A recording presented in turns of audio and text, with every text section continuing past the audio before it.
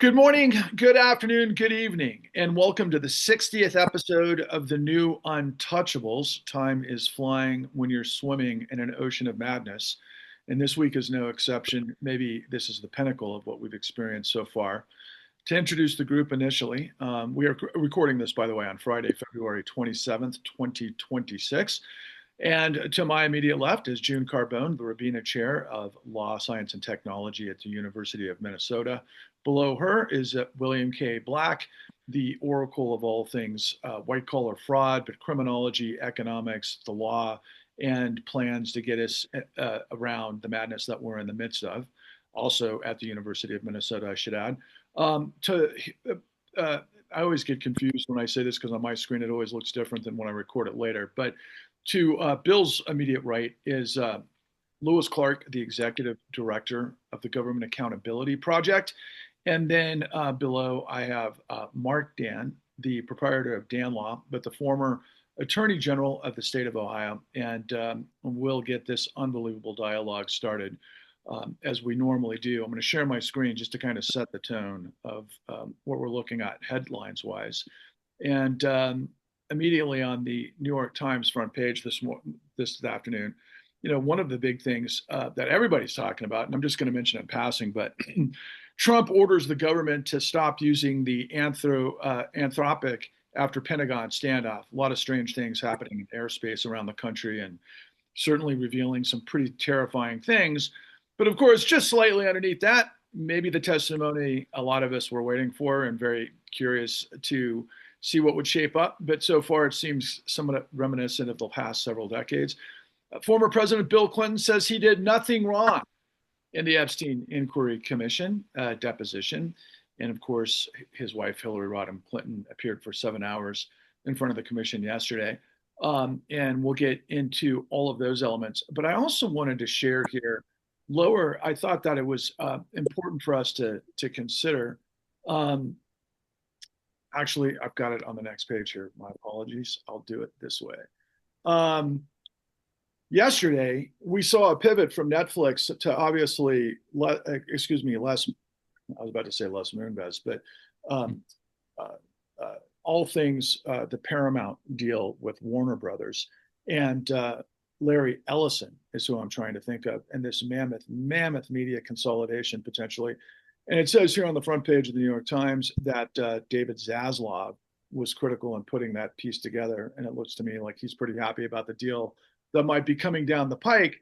But further to our discussion today, with all of that to contend with, we had the State of the Union on earlier in the week on Tuesday, and I thought this picture exemplifies the showman, the carnival barker and the three tent circus, telling us what he did from a standpoint of 600% reduction in Trump RX, in addition to, I think we got 100 million barrels from Venezuela and many other things that we'll get into. So I'll stop sharing my screen now, and I think I'm going to ask June for your immediate reactions initially to what the State of the Union really is. Well, I'd like to title my remarks This Week in Corruption. And I'd like to suggest the long-term project ought to be to keep a running list of trying to prioritize what Democrats, if they control Congress or a new administration from anywhere, should be going after to understand how deep the rot is and how much it is destroying U.S. finances. So let me start with a few things. Trump talked about putting J.D. Vance in ahead of corruption initiatives. But if you're going to be serious, you have to start by recognizing Trump dismantled the white-collar crime-fighting apparatus of the American government. He put Elon Musk in charge of DOJ. What's the first thing DOJ did? Target the units that are investigating Elon Musk. What did he do with the more formal units? He dismantled specialized units like Task Force Klepto Capture, which was designed to enforce sanctions, track illicit assets, focus on foreign influence, and corporate enforcement. That's one of the first things he did. Get rid of the white collar crime units or scale them back. Then, what is he having them focus on? The few that are left? Immigration. His grand effort to deport 1 million immigrants.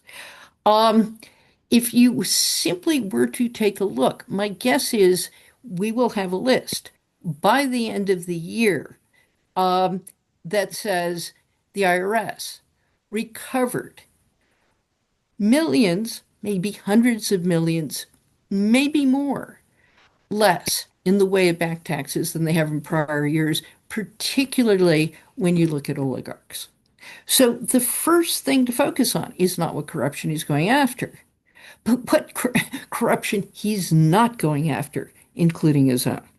Second big news of the week, or last week, the tariff decision from the Supreme Court. And virtually every commentator is saying what I've said from the beginning. If Trump had some serious economic policy based on tariffs, he probably could have gotten his Republican Congress to enact it. He can still use the measures that are there that allow him to impose cross-the-board tariffs. He doesn't want that. What he wants is to cut deals that make him the center of attention, but most importantly, to cut deals that greasing his palms is part of the enterprise. I will not repeat all the things about his pardons. They're corrupt to the core. But I do want to comment on a couple of other things. Epstein, all things Epstein. Epstein, the Epstein class, the Epstein DOJ are all stories of corruption, of influence peddling. When Hillary Clinton spoke this week, she had a very powerful statement that she issued. Of course, with the House Republicans not allowing her to testify publicly because it would be too embarrassing to them, as they asked about things like space aliens and other things because she has no connection to the Epstein scandal. But she underscored several things. First, as Secretary of State, she had an office looking into sex trafficking. Donald Trump neutered that office. Secondly, she talks about the real questions in the Epstein case, and high on the list was DOJ. What was DOJ's role? Now, there is a lot of discussion this week about the missing files, again, another form of corruption, in which there were credible allegations against Donald Trump from decades ago. But, in the back pages, there were also some suggestions, again, I don't know how credible, that the Special Victims Unit, after Epstein was arrested, was told not to investigate Epstein matters further. These are the kinds of questions, and what happened in Florida with the sweetheart deal, what happened with Pam Bondi in Florida, where she vowed to go after sex abusers and was Attorney General of Florida when much of the Epstein atrocities were covered up. These are the questions we don't have an answer to. And I would note DOJ. So DOJ is becoming systematically corrupt, dismissing charges against Trump's friends, preventing investigation of serious corruption, including corruption by the administration, and then using resources to target his enemies. So we have a long list. And I think one of the projects for Democrats, assuming they take any House of Congress in the next election, and for any post-Trump administration, is to prioritize which of the massive corruption we should go after. A final note, we're going to have to deal with the budget. The idea that tariffs are going to solve the budget deficit is ludicrous. There are suggestions that Trump is emphasizing corruption because the deficits he is producing are so massive that the Congressional Budget Office issued a recent report indicating that Social Security and Medicare, which are paid for by trust funds, that they will go belly up 10 years earlier than was expected, in large part because of all the things Donald Trump has done to undercut the revenue component of the federal government. And he talks about it all the time in terms of how he is solving this problem through tariffs, through anti-corruption initiatives that are all lies. What is the rest of the country not talking about? How Donald Trump is bankrupting the United States, morally and financially.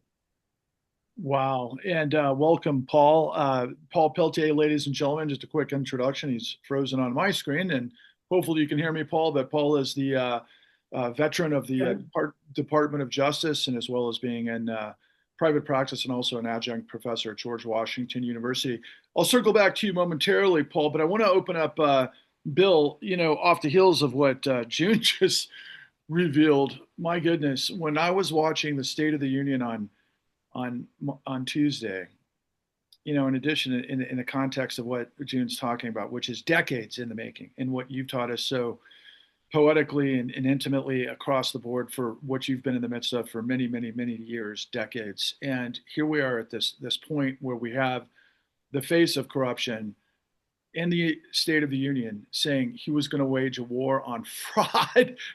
He was going to wage a war on fraud, and then he was out of the blue, and I didn't know this was ever on his radar.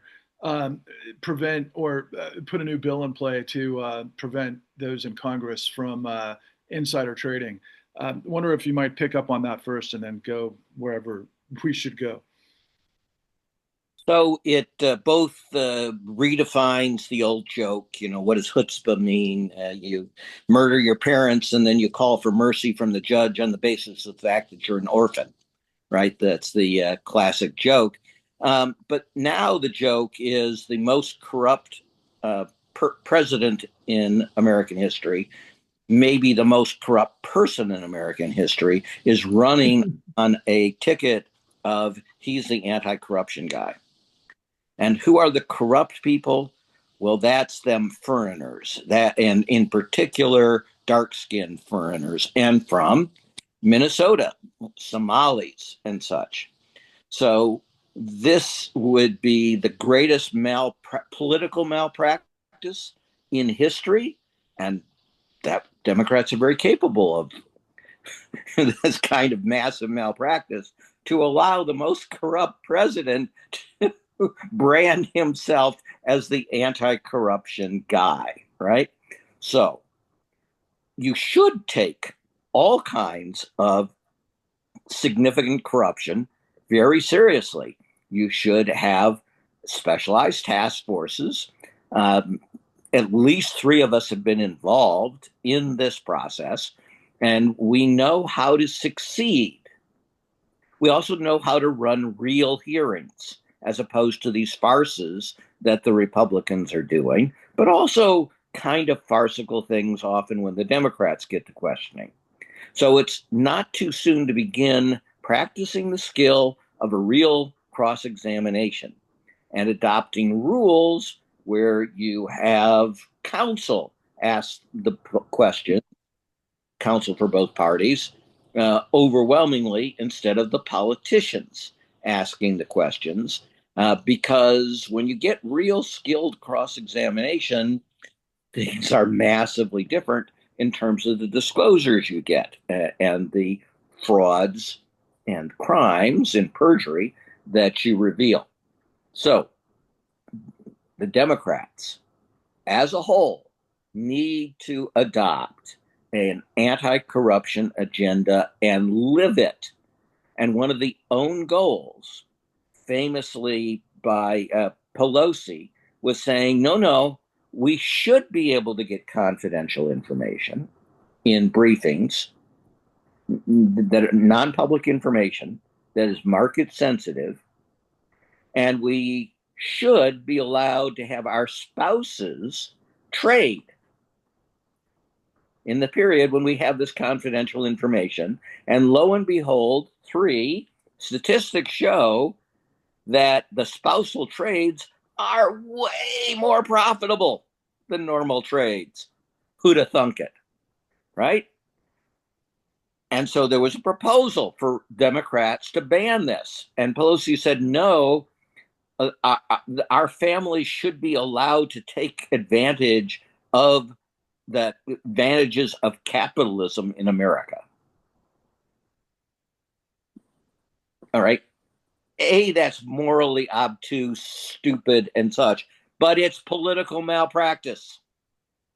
Why would you create a situation where Donald Trump could pose as the person bringing reform to corruption when he's the most corrupt person maybe in world history, at least working on it real hard and such? So that's my thought.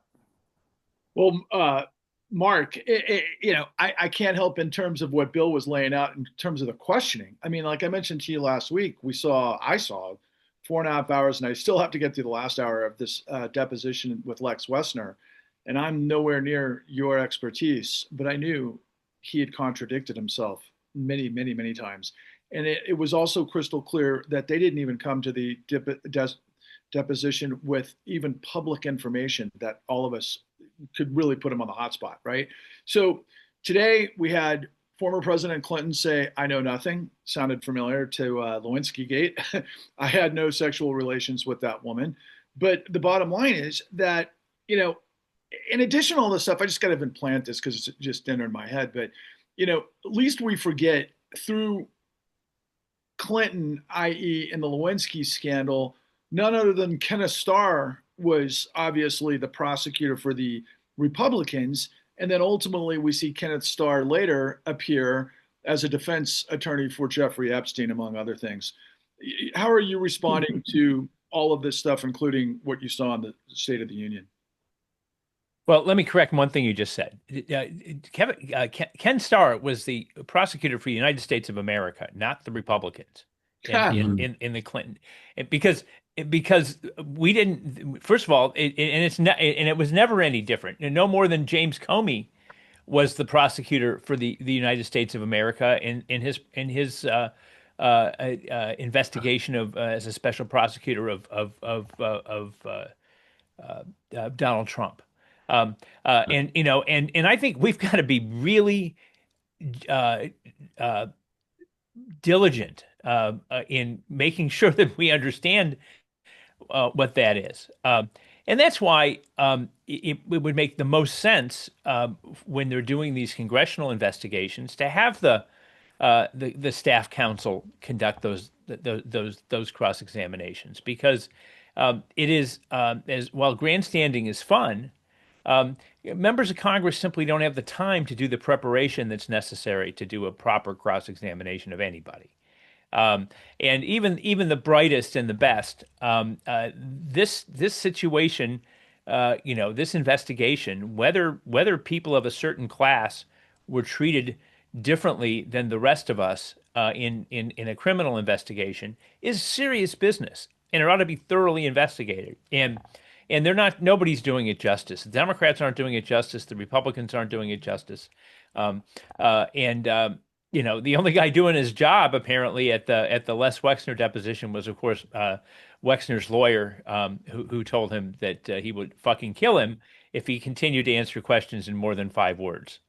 Which, by the way, it may or may not be something that I've said directly to my clients over the years, almost on a weekly basis, probably. But the fact is that that there's not even a pretense anymore that these folks are doing a job. They don't even pretend. And when the U.S. Justice Department no longer pretends that it's the Justice Department of the United States, not the Justice Department of Donald Trump and the Republican Party, we've got to. I mean, this is a serious. This is exactly what the Democrats need to be talking about in the coming election season. Now, I don't know that they'll get beyond the clips they can pull from the State of the Union itself to contrast with the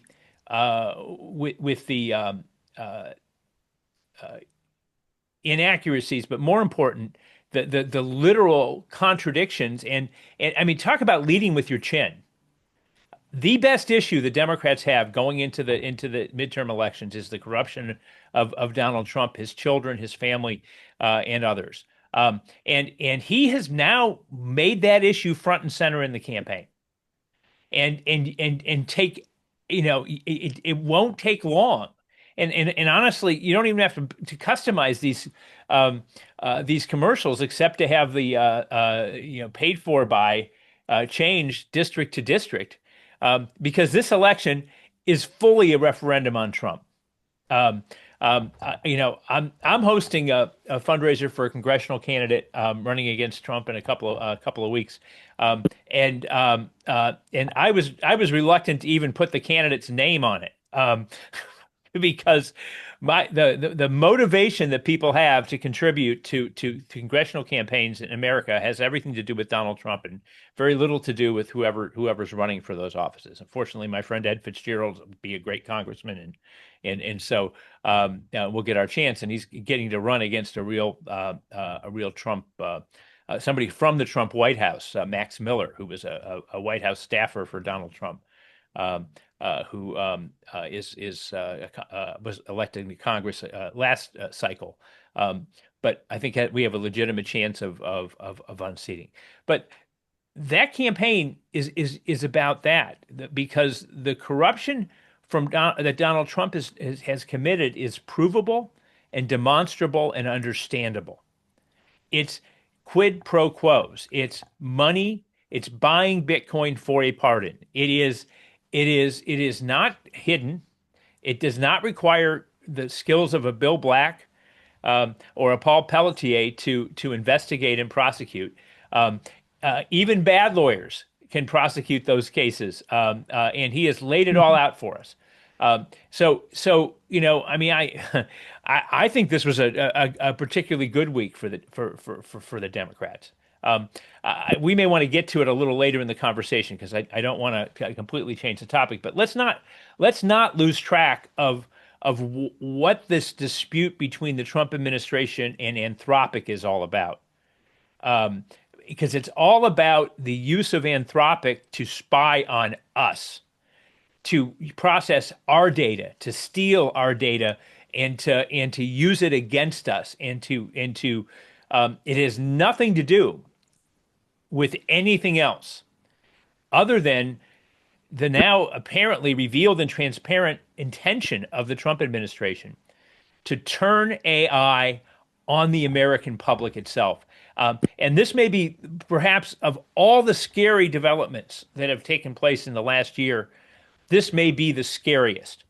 And it's just a developing story, and I'm sure there's more to learn about it. But at the end of the day, for a bunch of folks who have spent their careers questioning the ethics of corporate America, kudos to Anthropic. I'm going to increase my Claude subscription to the highest level, because they should be rewarded for their patriotism. Do not use our software to do this. If you don't want to promise not to do that, you can't buy it anymore. I mean, when's the last time we saw an American corporation take a stand for the rule of law, and for democracy, and against authoritarianism and the risk of creating tools for it? And there's a reason why the AI folks are supporting Trump and all these guys, and these tech oligarchs are. And it's yet another. I mean, the problem in the campaign is going to be fitting it all in, because you can't get it all into a 30-second spot. But there is, they are determined in a Hitler-like fashion to harness new technology, just like Hitler was determined to harness the technology of the Industrial Revolution, to advance his authoritarian state. They're transparently trying to do the same thing here, and right in front of our eyes. And when you can get a group of us to praise an American corporation for taking a stand against the government, That's really it really is something. And I don't think it's a public relations gambit. I think these people, I think every single scientist that works at Anthropic would walk out the door. And I won't be surprised, by the way, if their competitors start to lose their employees at a rapid pace, if they're going to agree to these terms and conditions to do business with the federal government. I mean, I don't know which crisis that we need to respond to, but on the investigation stuff, let's have real lawyers do real investigations. I think Bill hit it right on the nose. Even congressional committees, let's professionalize it. Let's let the lawyers do their jobs. Let the technicians do their jobs. Highly technical business to depose potential criminal defendants, and to depose people to determine whether or not they're in contempt of Congress. To depose people as to question them about and to get them to admit the truth or expose the misrepresentations that they're making. And it's not like there isn't an abundance of smart lawyers running around Washington, D.C. That could do that. But rather Lauren Boebert instead wants to do it herself, apparently. But gosh, it's a target-rich environment for Democrats running for Congress, and I hope that they're all paying attention, and I hope that they're all focusing all of what they're talking about in the campaign on these important issues, because it's all about using and benefiting the Epstein class to mobilize them in support of an authoritarian government. And if there was ever a campaign theme, that's it. And it's out there for everybody to grab.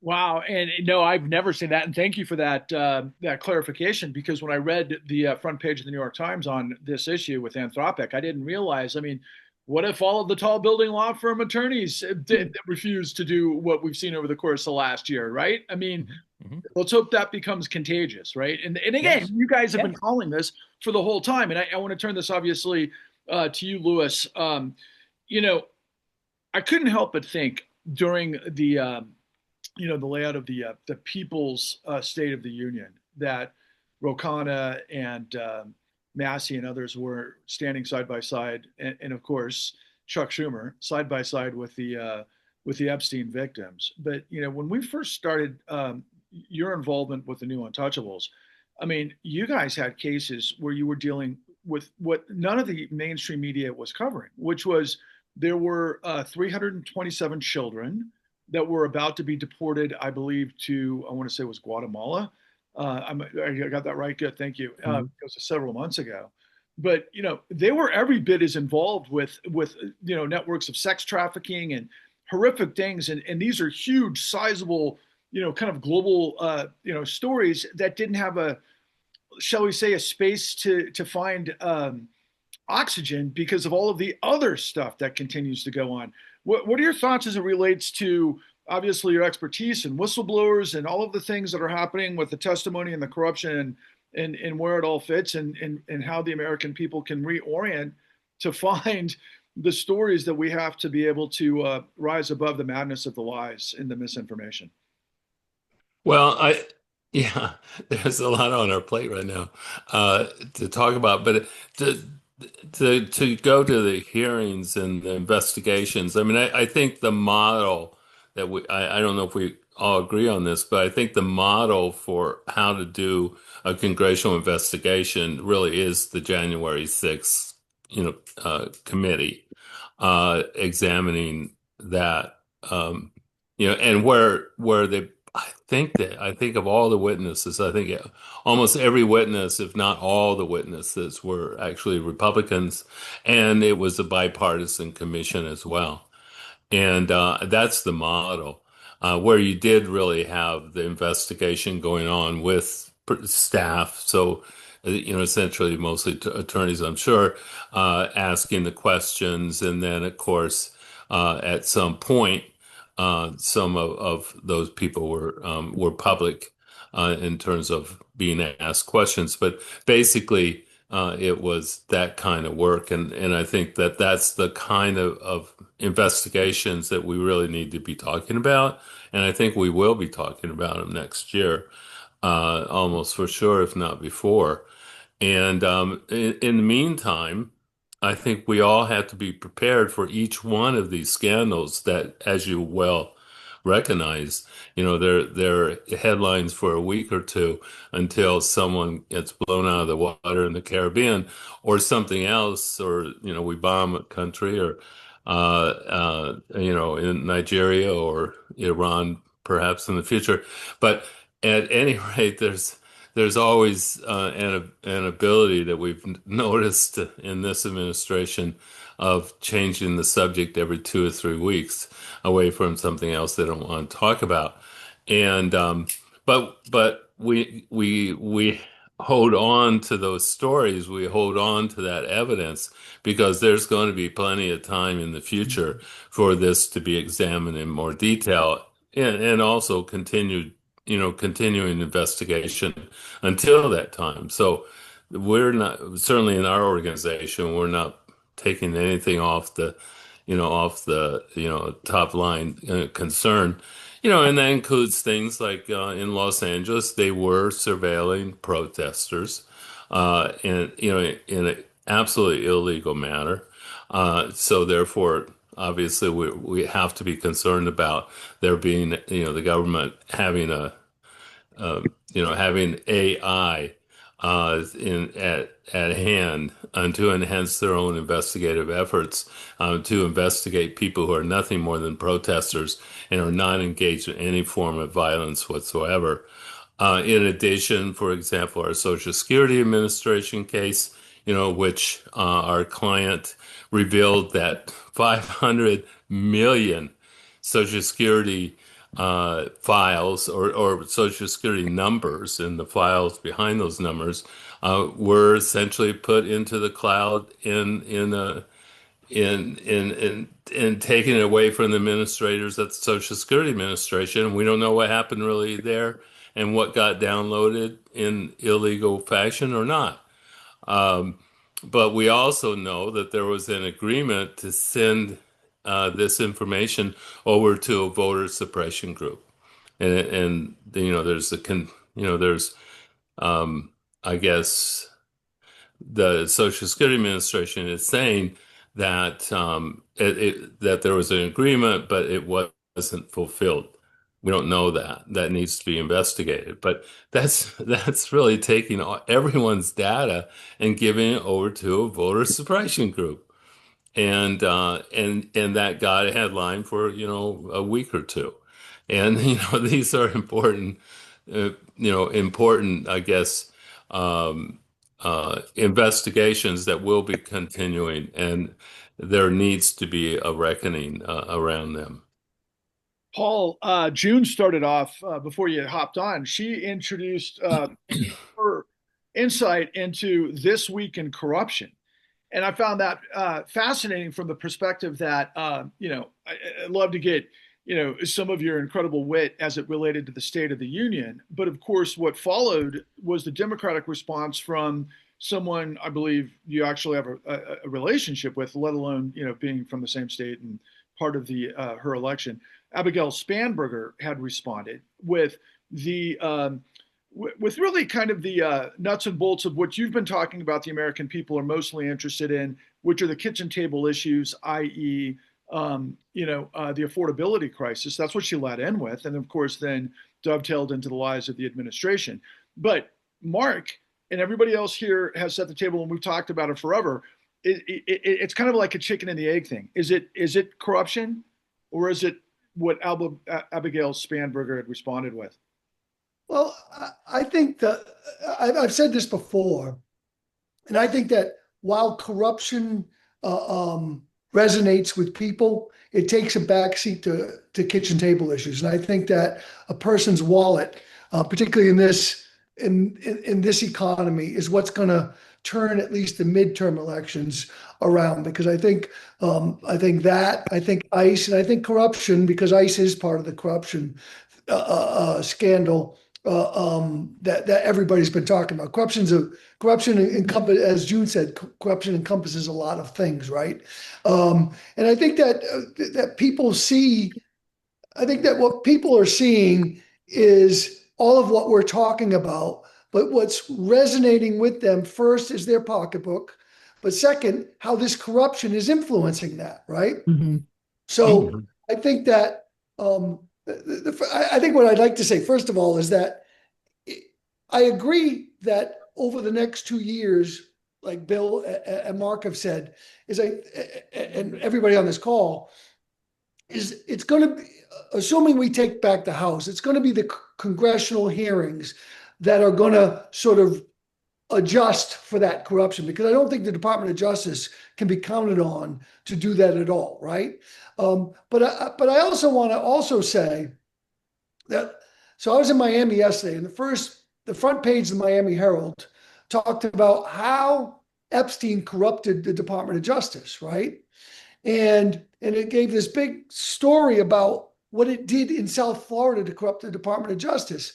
And so we always talk about elite financial fraud, and in reality in America, elite crimes have always been treated differently than standard run-of-the-mill blue-collar crimes.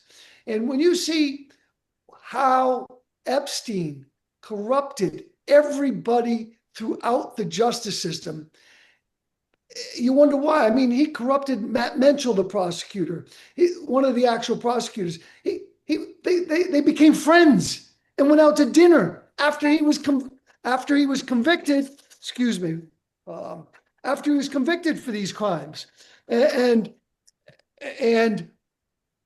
I want to say, and then we saw he befriended the counsel to the President Obama, and why are these people of influence and money? Why are they be able to corrupt rank and file prosecutors? And it doesn't matter whether they're Democrats or Republicans, it happens. And so I think that's something that America has to reckon with. It's probably going to take a long time, but what happened to Epstein is just symptomatic of what has been happening in this country for quite a while. So I think that's going to have to be obviously be tackled and thought about. And I'm glad it's being exposed right now, because it really happens, and it certainly happened in that case. And half of it's blowing my mind. But I think that what the Trump administration is trying to do is now they're tackling fraud, right? And as Bill said, yeah, right. They're tackling fraud of dark-skinned people in blue states. That's what they're doing.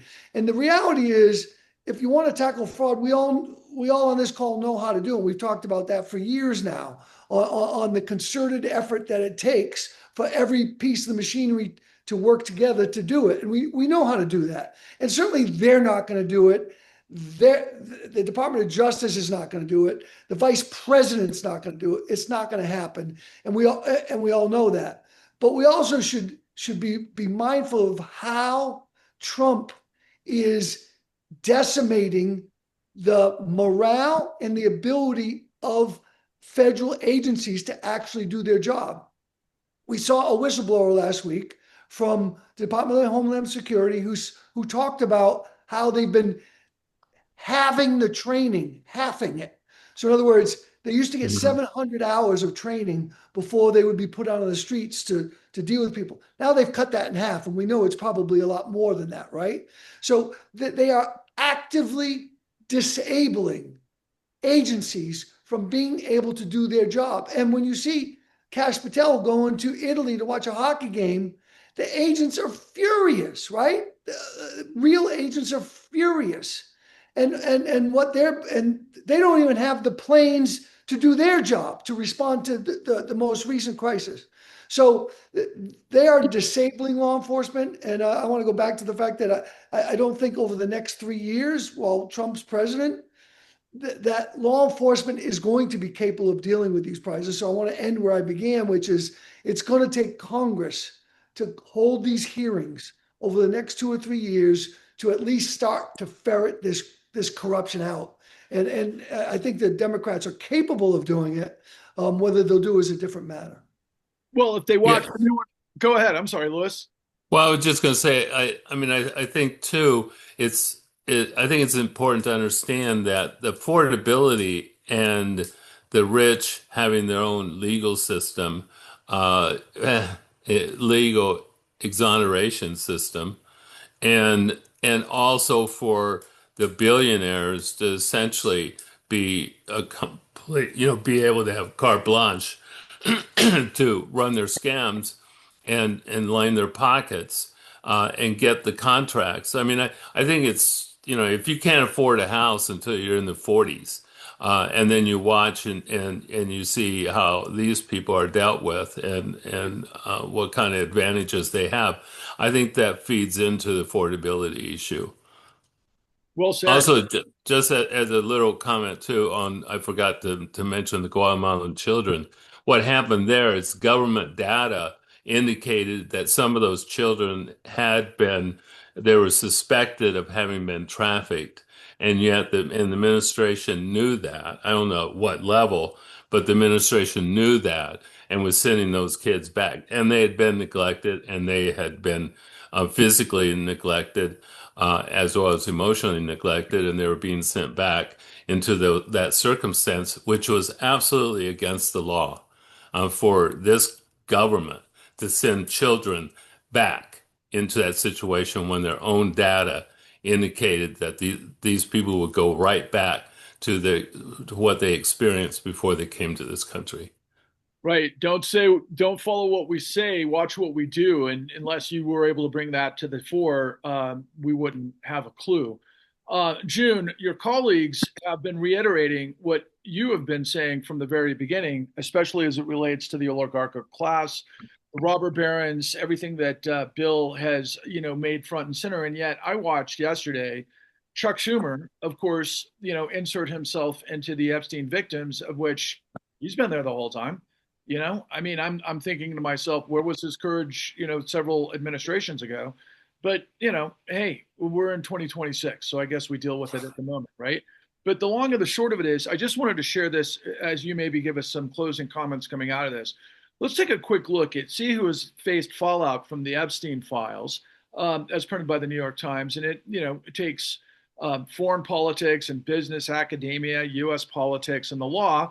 And to you, Paul, Mr. Pelletier, obviously I see that wonderful picture of Catherine Rummel and everything that Rumler, pardon me, Rumler, and and just a couple of names here. So I guess it's Borge Brende, and he's from Norway. Peter Mandelson, we know from the UK. We all know Andrew Mountbatten Windsor, obviously the prince formerly known as Andrew, or vice versa. Obviously, Randy Andy. What's that? Randy Andy. Andy. And, Mr. Jagland, this is in Norway. Here we have somebody from Norway again. In fact, Norway all over the place here, it looks like.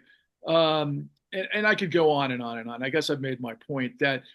Actually, Patrick, could you go back to the first Norwegian with the longer, yes, who's actually been charged right here? Yeah. No, not Andrew. All the way to the top.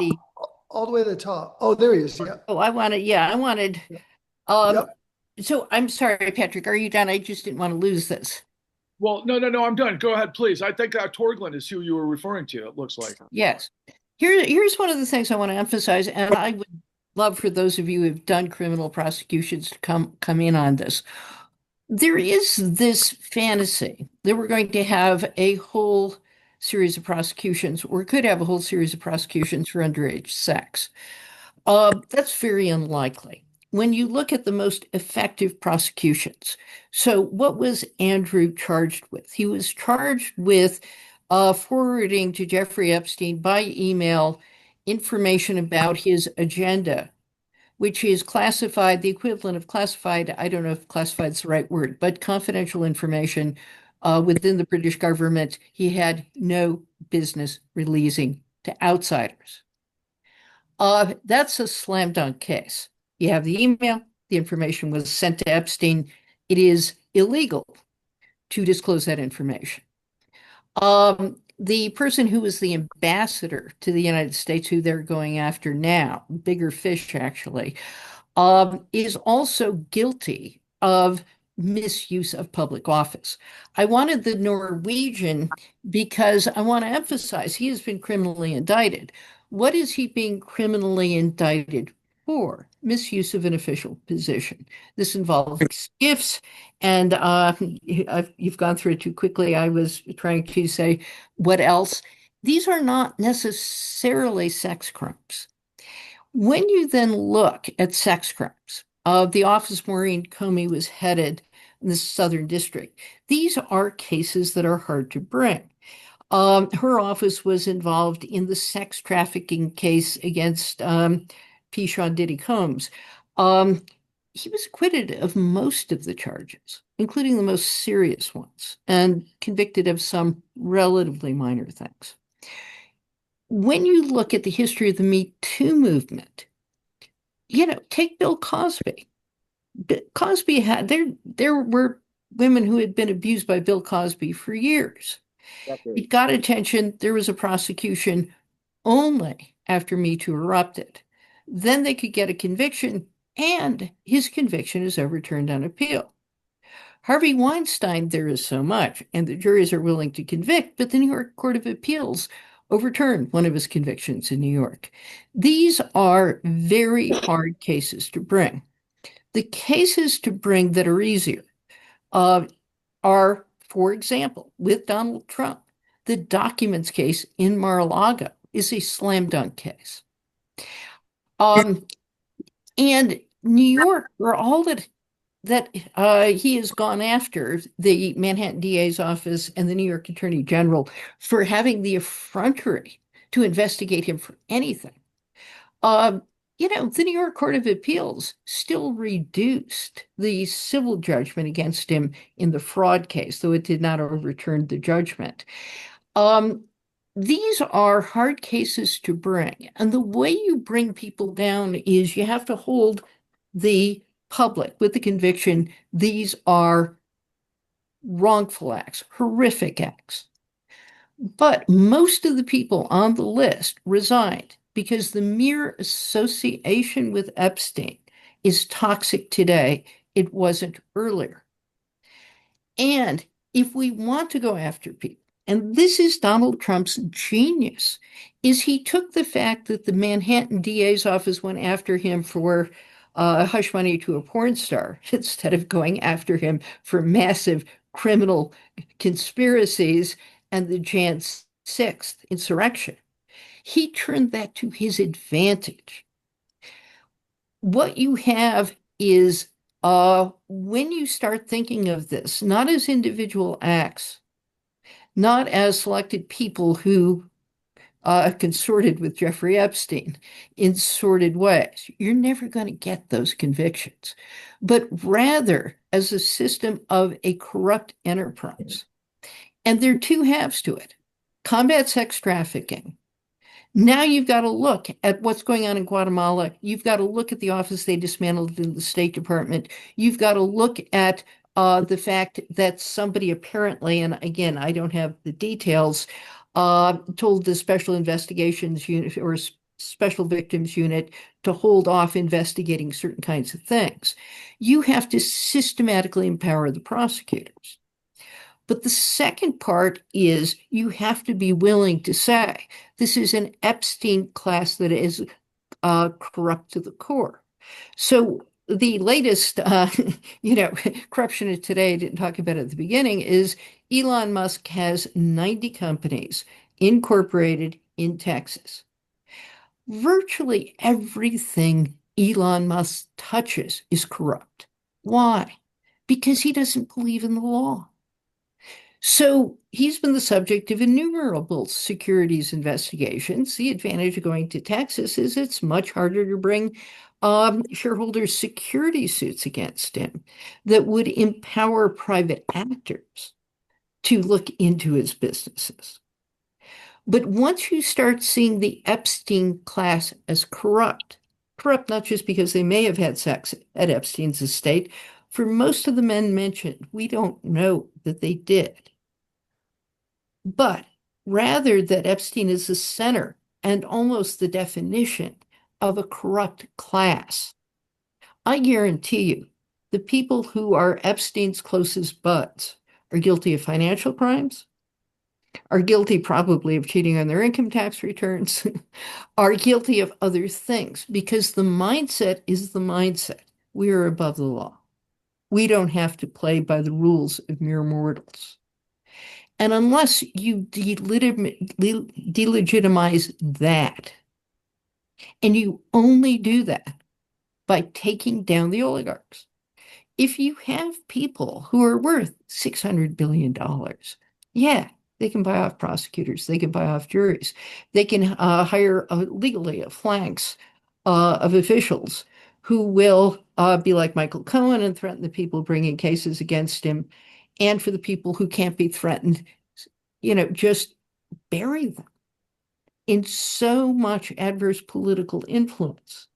You don't have the rule of law without greater economic equality. And you don't do anything about affordability without greater economic equality. Yeah, and to that point, June, Bill, I'll turn it back to you, but I just want to comment really quick. I apologize. I came across information today from the Epstein files that had an email from Epstein that declared that he had a dinner meeting with Peter Thiel, Jeffrey Zuckerberg, and Elon Musk in 2015. Anyway, Bill. Yeah, I just wanted to build on two things Paul mentioned. One, the Trump administration didn't just cut training in half for these paralegal thugs. It cut out all of the things that produce protection against abuse, right? All the training in safety, all of the training in constitutional rights, that's all gone. They select with their advertising people with grievances who are encouraged to harm people. And the newest thing outside of Minnesota is the killing of a nearly blind elderly man who they improperly picked up, released in freezing cold with inadequate clothing, lied that they had left him in a diner, in essence, in a nicely heated diner, which was in fact closed. And this man died. And he escaped. He escaped persecution as a Rohingya. I mean, this is a guy that fled to this country for protection. Yeah. And then, good. Paul is right that there's very little literature akin to regulatory capture about prosecutorial capture. There's a little bit about judicial capture, but this has been the story of the world, that elites get vastly better treatment in courts, vastly better treatment by prosecutors, and a subset of prosecutors just love these guys because they live the lives they would like to live. And the thieves, the elite fraudsters, recognize themselves, the dark parts of themselves in particular people. And they're very, very good at suborning them. And that does include prosecutors. That does include top officials in administrations who then take, super powerful positions in Goldman Sachs. Sorry. Yeah, and then we represent actually over 35, I believe, employees of the Civil Rights and Civil Liberties Office of the Department of Homeland Security, which they've completely decimated. I think it went from 150 people to 4, and there were over 500 open investigations of civil rights and civil liberties alleged violations that they were pursuing, and all that shut down. So so you don't train people to respect the rights of people, and then in addition to that, you completely dismantle the ability to be able to investigate when those violations occur that are inevitable. And a last comment about another piece of the Epstein files that I came across was a comment by this film producer who had a relationship with Epstein, and he was involved with all sorts of really dark stuff. In an email, he said, how do we get rid of how do we wean the world population of poor people? Probably said it in jest. Maybe it wasn't real, but it certainly seemed apt to this dialogue, not to mention the AI and the heroes that were stepping up as scientists against what the Pentagon obviously may want to use it for. Mark, do you want to close out any comment on that before we move on? Yeah. No, I mean, I just look. Don't forget the Norwegian sovereign wealth fund is $2 trillion. That those Norwegians were there for a reason. Okay, there's a reason that Epstein was able to attract the money from rich people and the investments of rich people, and he traded sex for information that he turned into money. It's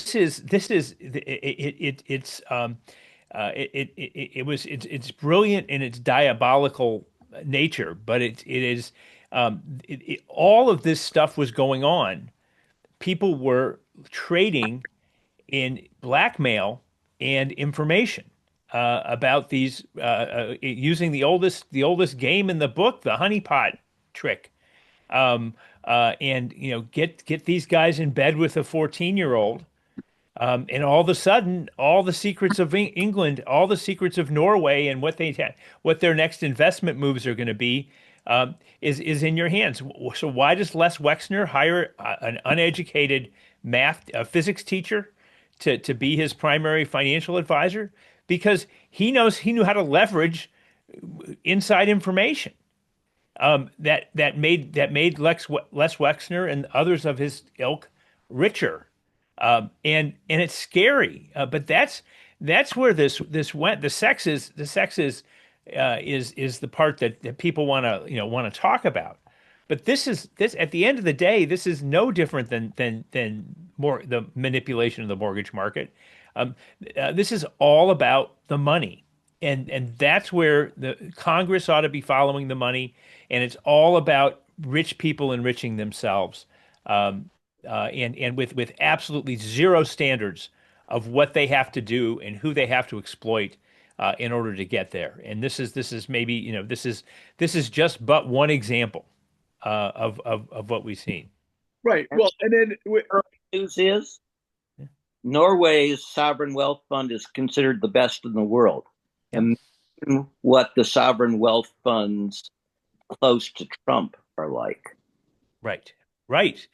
And I'm sure there were plenty of Middle Eastern sovereign wealth fund folks. I haven't started to do searches of. I have better things to do with my life than search the Epstein files. But I'm tempted every once in a while to do it. Well, they facilitated Keating's frauds in the savings apocalypse. Right. Well, I'll save you the effort, and I'll just make a couple of comments along those lines, Mark. In the Epstein files, it was also revealed that former CIA Director William Burns was in conversations with Epstein long after he was convicted, looking for job opportunities, for one. And then the other big question mark I had from Les Wexner was the fact that his wife was, I think, a senior executive of Davis Polk. And of course, we saw in that testimony that Les Wexner had no idea who Epstein was in his money. And would that be a possibility with a wife who obviously worked at that high level by way of where the money was going? I mean, it all strains credulity to your point about the oligarchs and the robber barons and the decades-long march of the hijack of what you guys have all been fighting against. And so, as we close out, I just want to once again emphasize and encourage everyone watching this to please like, subscribe, and share. Please share these with journalists in your local newspapers, with your state legislatures, with anybody running for Congress, with anyone that's hungry to turn the table. I would encourage everyone to reach out to me, especially if you're a journalist, so that I can help to develop relationships with the key connections here between everybody on this group who provide their time week in and week out for the country. And as we're all sinking in this array of lies and deception and perversion and stupidity and monstrosity that could lead to things that are even worse than what we're in the midst of, if that's even a possibility. I mean, it seems like a foregone conclusion at this point. But the bottom line is we don't have to deal with this. We can turn the tables on this. We know how to do this. And as Bill has said so many times before, they've done it before, they can do it again.